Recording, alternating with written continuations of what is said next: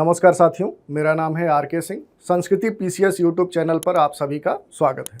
आज हम अपने इस एपिसोड में बात करने वाले हैं मध्य प्रदेश राज्य लोक सेवा आयोग के द्वारा वर्ष 2021 में आयोजित प्रारंभिक परीक्षा के प्रश्न पत्र में जो जीएस का प्रश्न पत्र था, उसी के अंतर्गत भूगोल, पर्यावरण, पारिस्थितिकी और जनसंख्या नगरीकरण के जो प्रश्न पूछे गए थे उन पर हम चर्चा करेंगे। तो देख लेते हैं कि इस वर्ष कौन से प्रश्न भूगोल और जनसंख्या नगरीकरण से पूछे गए थे।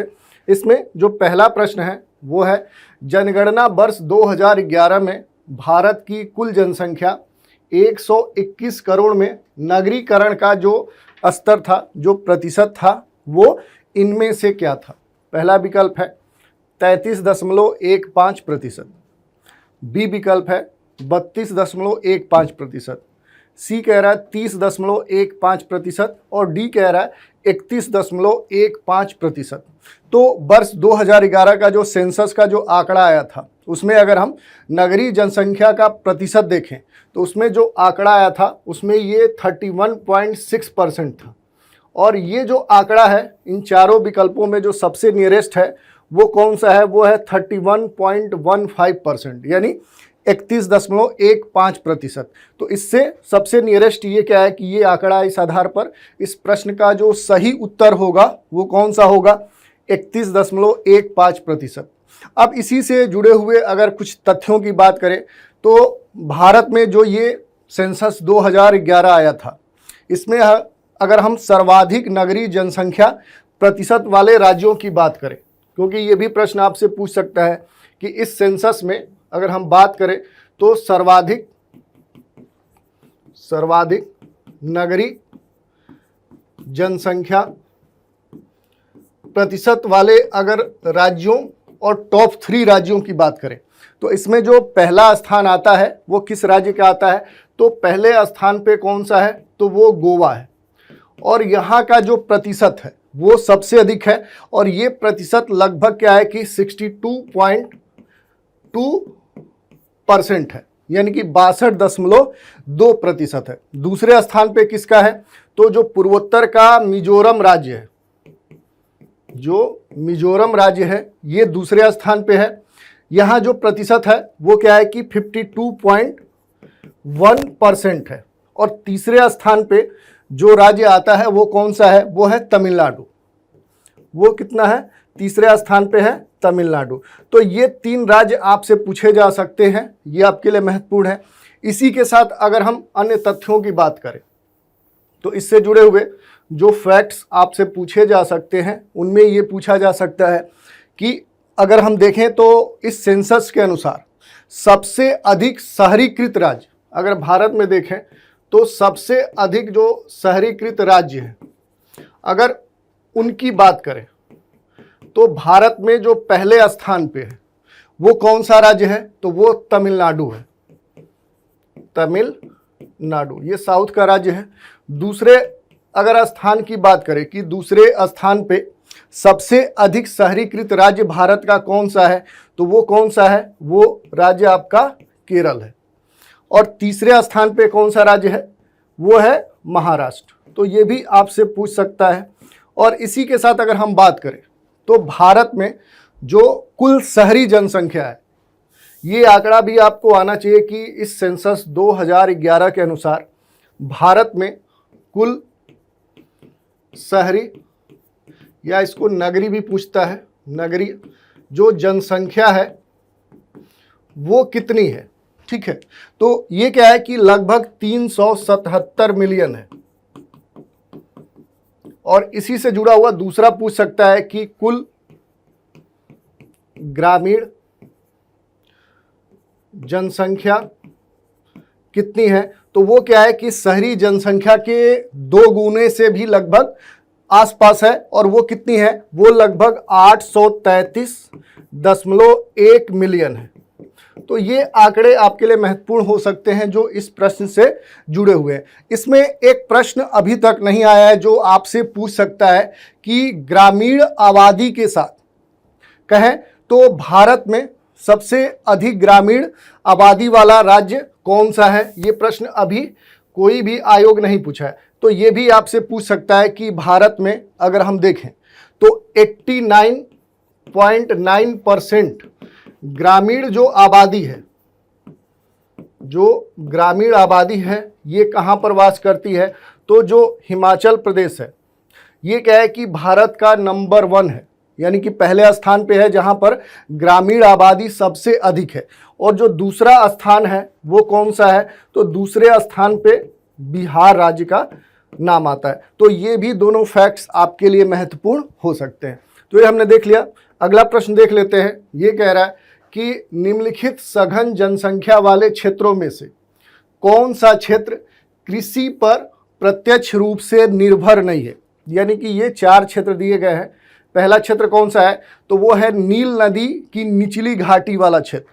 आप जानते हैं कि ये नील नदी की घाटी वाला जो क्षेत्र है, यहाँ पर अगर हम देखें तो कृषि के दृष्टिकोण से ये एक महत्वपूर्ण क्षेत्र है। यहाँ पर सघन जनसंख्या देखने को मिलती है, तो ये तो विकल्प नहीं होगा। दूसरा, चीन के पूर्वी मैदान, यानी कि ये क्या है कि चीन का ये जो पूर्वी क्षेत्र है, यहाँ पर जो मैदानी क्षेत्र है, तो आप देखेंगे तो यहाँ पर बहुत सारी नदियाँ आपको देखने को मिलेंगी, जिसके कारण से क्या है कि यहाँ पर कृषि क्षेत्र का अच्छे स्तर पे विकास हुआ है। वहाँ का मुख्य व्यवसाय कृषि है।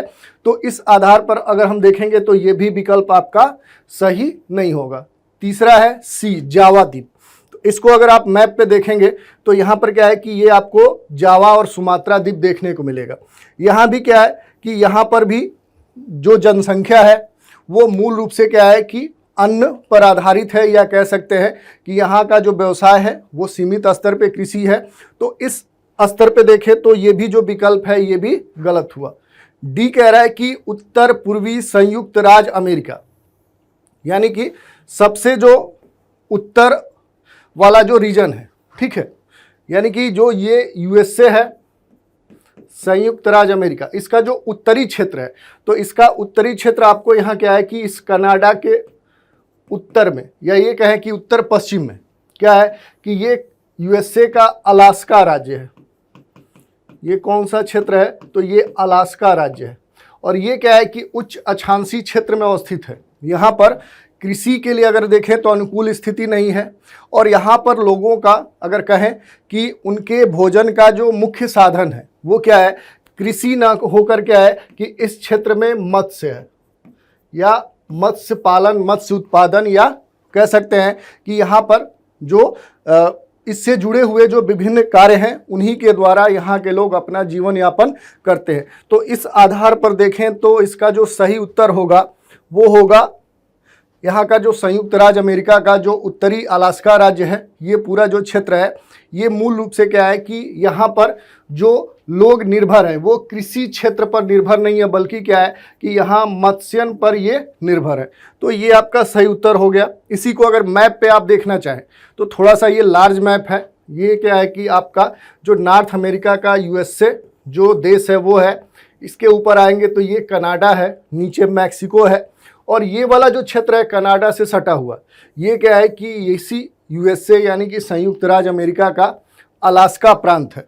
और इसी के बारे में पूछ रहा है कि जो यहाँ का जो सबसे उत्तरी पार्ट है, यहाँ जो लोग हैं वो किस पर आधारित हैं, किस कह सकते हैं व्यवसाय पर, या उसके द्वारा अपना जीवन यापन करते हैं। तो यहाँ के जो लोग हैं वो मुख्य रूप से क्या है कि मत्स्य पालन पर अपना जीवन या उसके खाद्यान्न के द्वारा अपना जीवन यापन करते हैं। तो ये हमने देख लिया। अगला प्रश्न देख लेते हैं। अब हम प्रश्न संख्या 3 देख लेते हैं। तो ये कह रहा है कि संयुक्त राज्य अमेरिका में मार्क्वेट जो श्रेणी है, ये जो मार्क्वेट रेंज है, ये किस खनिज के लिए विश्वविख्यात है? और विकल्प दिए गए हैं यूरेनियम, तांबा, जस्ता और लौह-अयस्क। तो अगर हम बात करें तो ये जो यूएसए में अवस्थित जो मार्क्वेट श्रेणी है ये मूल रूप से क्या है कि लौह-अयस्क के लिए विश्वविख्यात है। और इसी के साथ अगर हम यूएसए में जाएंगे तो इसी के साथ अगर मेसाबी रेंज की बात करें, मेसाबी रेंज, तो क्या है कि मार्क्वेट रेंज और मेसाबी जो रेंज है ये लौह-अयस्क के दृष्टिकोण से यूएसए के 2 महत्वपूर्ण क्षेत्र हैं। इसी को थोड़ा सा क्या है कि मैप पे अगर हम देखने का प्रयास करें तो देखिए यहाँ पर जो ग्रेट लेक्स क्षेत्र है, इसी क्षेत्र के समीप क्या है कि आपको मेसाबी रेंज देखने को मिलेगा। यहीं पर क्या है कि आपको मार्क्वेट रेंज देखने को मिलेगा। ये क्या है कि ये यहाँ के कुछ महत्वपूर्ण आयरन ओर वाले क्षेत्र हैं। इसी के साथ अगर आप देखेंगे तो बर्मिलियन जो क्षेत्र है ये भी क्या है कि यहाँ पर लॉ एस के दृष्टिकोण से सबसे महत्वपूर्ण क्षेत्र है। तो ये हमने देख लिया। अगला प्रश्न देख लेते हैं। चौथा प्रश्न क्या कह रहा है कि ज्वालामुखी विस्फोट किस पेटी में सर्वाधिक है, यानी कि विश्व में जो विभिन्न बेल्ट्स हैं उनमें जो बेल्ट्स दिए गए हैं मध्य महाद्वीपीय, परिप्रशांत महासागरीय, मध्य अटलांटिक और अंतरा प्लेट ज्वालामुखी, इन 4 बेल्ट्स में कहाँ पर सबसे अधिक ज्वालामुखी विस्फोट या ज्वालामुखी की जो एक्टिविटी है वो देखने को मिलती है। तो इसमें अगर हम बात करें तो जो परिप्रशांत महासागरीय जो मेखला है, जो बेल्ट्स है, यहाँ पर सबसे अधिक कह सकते हैं कि ज्वालामुखी गतिविधियाँ या भूकंप की गतिविधियाँ देखने को मिलती है। इसी को थोड़ा सा मैप पे हम देख लेते हैं। तो देखिए ये प्रशांत महासागरीय क्षेत्र है और यहाँ पर क्या है कि ये जो श्रृंखला है इसको एक तरह से बोला जाता है कि भ्रंश रेखा की ये क्षेत्र है। मूल रूप से क्या है कि यहाँ पर बहुत सारी छोटे छोटे विवर्तन की प्लेटें देखने को मिलती हैं और इन प्लेटों के आपसी क्रिया के कारण उत्पन्न होने वाले जो प्रभाव हैं उनके द्वारा ही कि इस क्षेत्र में भूकंप देखने को मिलता है।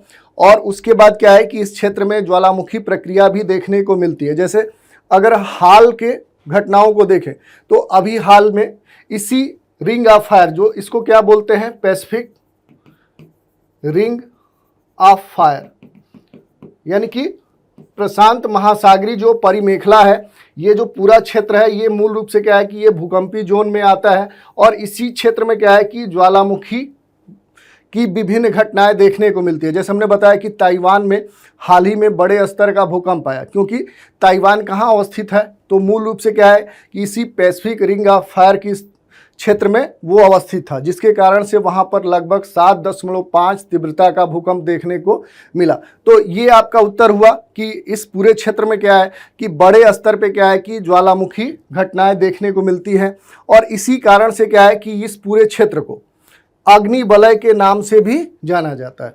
तो ये आपके लिए महत्वपूर्ण है। अगला प्रश्न देख लेते हैं।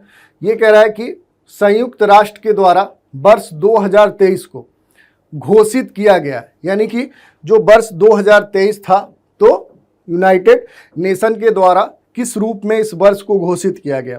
4 विकल्प दिए गए हैं। पहला है मोटे अनाज का अंतर्राष्ट्रीय वर्ष, दूसरा कह रहा है कि गेहूं का अंतर्राष्ट्रीय वर्ष, सी कह रहा है चावल का अंतर्राष्ट्रीय वर्ष और डी कह रहा है तिलहन का अंतर्राष्ट्रीय वर्ष। तो इसका जो सही उत्तर है वो है ए, मोटे अनाज का अंतर्राष्ट्रीय वर्ष। तो क्या है कि संयुक्त राष्ट्र ने वर्ष 2023 को क्या है कि भारत के प्रस्ताव के अनुसार इस वर्ष को क्या है कि अंतर्राष्ट्रीय मोटा अनाज वर्ष घोषित किया है। ठीक है, और ये क्यों घोषित किया गया, तो मोटे अनाज को और प्रमोट करने के लिए ही क्या है कि वर्ष 2023 को इंटरनेशनल ईयर ऑफ मिलेट्स 2023 घोषित किया गया। तो ये आपका उत्तर था। अगला प्रश्न देख लेते हैं। कह रहा है कि कार्बेट जो टाइगर रिजर्व है ये भारत के किस राज्य में अवस्थित है। 4 राज्य दिए गए हैं। पहला है राजस्थान, दूसरा है मध्य प्रदेश, तीसरा है पश्चिम बंगाल और चौथा है उत्तराखंड। तो इसका जो सही उत्तर होगा वो क्या होगा, उत्तराखंड, क्योंकि जो जिम कार्बेट टाइगर रिजर्व है ये क्या है कि ये उत्तराखंड में अवस्थित है और भारत में जो विभिन्न नेशनल पार्क थे उसमें क्या है कि बाघ परियोजना के अंतर्गत आने वाला ये पहला राष्ट्रीय उद्यान है। तो ये भी आपके लिए महत्वपूर्ण है। इसी के साथ आपको क्या करना है कि अलग अलग राज्यों में जो टाइगर रिजर्व है उनको ध्यान देना। जैसे अगर हम उत्तराखंड में आए तो यहाँ पर कार्बेट भी देखने को मिलेगा और इसी के समीप क्या है कि इसका राजाजी जो टाइगर रिजर्व है इसका कुछ क्षेत्र क्या है कि इसके दूसरे राज्य में भी फैला हुआ है। तो ऐसे ही क्या है कि यूपी में आएंगे तो आपको दुधवा, वाल्मीकि, ये बहुत सारे टाइगर रिजर्व देखने को मिलेंगे। तो ऐसे ही सभी राज्यों में जो विभिन्न टाइगर रिजर्व हैं उनको क्या करना है कि आपको स्टेट वाइज मार्क कर लेना है। तो ये प्रश्न हमने देख लिया। अगला प्रश्न देख लेते हैं। ये कह रहा है कि सारगैसो सागर कहाँ पर अवस्थित है। ये क्या है कि कुछ महत्वपूर्ण जो बड़े जलीय क्षेत्र है उनके नाम दिया जा रहा है। जैसे पहला है उत्तरी अटलांटिक महासागर, बी कह रहा है दक्षिणी अटलांटिक महासागर, सी कह रहा है हिंद महासागर और डी कह रहा है उत्तरी प्रशांत महासागर। तो देखिए, अगर हम बात करें कि जो सारगैसो सागर है, इसकी जो अवस्थिति है वो क्या है कि उत्तरी अटलांटिक महासागर में। ये मूल रूप से अगर आप देखेंगे मैप पे आएंगे तो आपको जो अटलांटिक महासागर है वहाँ पर क्या है कि जो इसका अक्षांशीय विस्तार है वो क्या है कि 20 डिग्री उत्तरी अक्षांश से लेकर 40 डिग्री उत्तरी अक्षांश के बीच में क्या है कि ये फैला हुआ एक सागर है। और अगर इसके देशांतरी विस्तार की बात करें तो वो क्या है कि लगभग 35 डिग्री क्या है कि यहाँ पर पश्चिम से लेकर वेस्ट से लेकर 75 डिग्री वेस्ट के बीच में ये फैला हुआ एक जलीय क्षेत्र है, जहाँ पर बहुत सारी जो जलधाराएं हैं वो आपस में आकर मिलती है। और इसका जो नाम पड़ा है यहाँ पर सारगैज़म नाम के एक कह सकते हैं कि वेजिटेशन वनस्पति के नाम पर ही इसका सारगैसो सागर नाम पड़ा है। और यहाँ पर बहुत सारे कह सकते हैं कि शैवाल देखने को मिलते हैं, बहुत वनस्पतियाँ देखने को मिलती हैं। और एक तरह से क्या है कि ये बायोडाइवर्सिटी हॉट स्पॉट के रूप में भी चिन्हित है। और यहाँ पर क्या है कि आपको जो ध्यान देना है, यहाँ पर जो महत्वपूर्ण जो जलधाराएं आपस में आकर मिलती हैं, इनको आपको ध्यान से देखना है। तो ये प्रश्न हमने देख लिया। अगला प्रश्न देख लेते हैं, प्रश्न संख्या 8। ये क्या कह रहा है कि निम्नलिखित में से किस जलमार्ग का आर्थिक तथा युद्ध नीतिक महत्व सबसे अधिक है? पहला है पाक जलडमरू मध्य, बी कह रहा है मलक्का जलडमरू मध्य, सी कह रहा है स्वेज नहर और डी कह रहा है पनामा नहर। तो देखिए, पाक जलडमरू कहाँ देखने को मिलेगा? तो ये आपको भारत और श्रीलंका के बीच में देखने को मिलेगा। ऐसे ही मलक्का जलडमरू देखने को मिलेगा, पनामा देखने को मिलेगा जो आपको साउथ अमेरिका। और मूल रूप से जहां बात हो रही है वो है स्वेज नहर, क्योंकि ये जो नहर बनी इसके दोनों महत्व हैं, आर्थिक दृष्टिकोण से भी और अगर सामरिक दृष्टिकोण से देखें तो जो स्वेज नहर है ये सबसे अधिक महत्वपूर्ण है। अगर आर्थिक दृष्टिकोण की बात करें तो पहले या हिंद महासागर से देखें तो इस क्षेत्र में आने के लिए क्या है कि एक लंबी दूरी तय करनी पड़ती थी, वो लगभग 19,800 किलोमीटर थी। लेकिन क्या है कि जब से ये स्वेज कैनाल निर्मित हुआ उसके बाद यहाँ से इस स्थान पर आने में क्या है कि अब कम दूरी तय करनी पड़ती है, जिससे क्या है कि जो यातायात लागत है वो क्या हो जाता है, परिवहन लागत कम होने के कारण इसका क्या है कि एक आर्थिक महत्व है। दूसरा, अगर हम सामरिक महत्व की बात करें तो क्या है कि इस क्षेत्र को इस इंडियन ओशियन से जोड़ने के साथ यहाँ से क्या है कि इसके संबंध स्थापित करने में भी एक महत्वपूर्ण भूमिका अदा करता है, जिसके कारण से इसका एक अपना सामरिक महत्व है। क्योंकि अगर हम बात करें तो ये जो पूरा क्षेत्र है, यहाँ जो कुल कह सकते हैं कि जो वैश्विक स्तर पे जो ऑयल है, जो नेचुरल गैस है, उसका जो आयात निर्यात होता है, जो परिवहन होता है, उसका लगभग 30% इसी क्षेत्र से होता है, जिसके कारण क्या है कि ये सामरिक दृष्टिकोण से भी महत्वपूर्ण है। अगला प्रश्न देख लेते हैं। ये कह रहा है निम्नलिखित में से कौन सा नवीन बलित पर्वत नहीं है, यानी कि न्यू फोल्डेड माउंटेन नहीं है। तो देखिए, विकल्प दिए गए हैं सियरा नेवादा, ये कहाँ देखने को मिलेगा? तो यूएसए का जो कैलिफोर्निया राज्य है वहाँ पर देखने को मिलेगा। बी है रॉकी, ये भी क्या है कि नॉर्थ अमेरिका का ही एक पर्वत श्रेणी है। फिर कह रहा है हिमालय, एशिया का हिमालय, और फिर आल्प्स। तो ये 4 पर्वत दिए गए हैं। ये पूछा जा रहा है कि इनमें से कौन सा नवीन बलित पर्वत नहीं है। तो देखिए, जो सियरा नेवादा है ये क्या है कि ये नवीन बलित पर्वत नहीं है, बल्कि क्या है ये एक अवरोधक पर्वत है। ये क्या है कि एक अवरोधक, या कह सकते हैं कि ये एक ब्लैक माउंटेन है। दोनों में मूल अंतर क्या है कि जो बलित पर्वत होता है ये बलन के द्वारा जो मोड़ उत्पन्न होते हैं उसके द्वारा निर्मित पर्वत होता है, और जो अवरोधक पर्वत या जो ब्लैक माउंटेन होता है ये क्या है कि मूल रूप से जो तनाव के कारण जो भ्रंशन की क्रिया होती है उसी के कारण क्या है कि धरातल में या धरातल पर जो भ्रंशन की क्रिया होती है, जिससे उसके कुछ भाग क्या होते हैं धंस जाते हैं और कुछ भाग उठ जाते हैं। और यहाँ पर क्या है कि भ्रंश के समीप जो उठा वाला भाग होता है उसी को हम अवरोधक या उसको ब्लॉक माउंटेन, या इस चूंकि भ्रंशन की प्रक्रिया के द्वारा ये निर्मित होता है, इस कारण से इसको भ्रंशोथ पर्वत भी कहते हैं। और अगर हम बात करें कुछ उदाहरण की, जैसे अगर देखें तो ब्लॉक जो माउंटेन है, अगर इसके कुछ उदाहरण की बात करें तो जो ब्लैक फॉरेस्ट है यहीं पर अगर देखें तो सियरा नेवादा है, साल्ट रेंज है, ये सब क्या है कि ये सारे ब्लॉक माउंटेन के कुछ महत्वपूर्ण उदाहरण हैं। इसी को थोड़ा सा मैप पे हम देख लेते हैं। तो जैसे देखिए ये सारे क्या है कि ये फोल्डेड माउंटेन के उदाहरण, जैसे अगर हम बात करें तो जो हिमालय है, जो काकेशस है, जो आल्प्स है, जो एटलस है, इधर नॉर्थ अमेरिका में आएंगे तो अपलेशियन पर्वत है, रॉकी पर्वत श्रेणी है, साउथ अमेरिका में आएंगे तो एंडीज पर्वत श्रेणी है। ये सारे क्या है कि ये बलित पर्वत के उदाहरण हैं।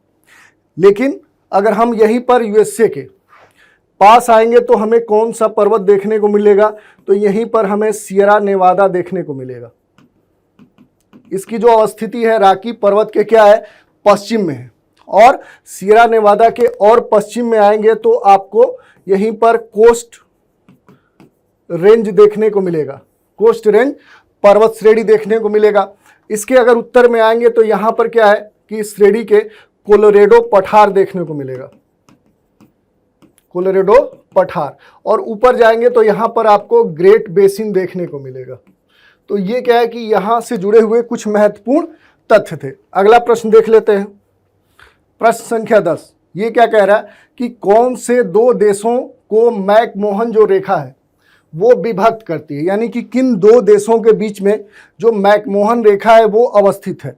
तो अगर इसकी बात करें तो विकल्प 4 दिए गए हैं, भारत और चीन, चीन और अफगानिस्तान, सी कह रहा है पाकिस्तान और भारत, डी कह रहा है पाकिस्तान और अफगानिस्तान।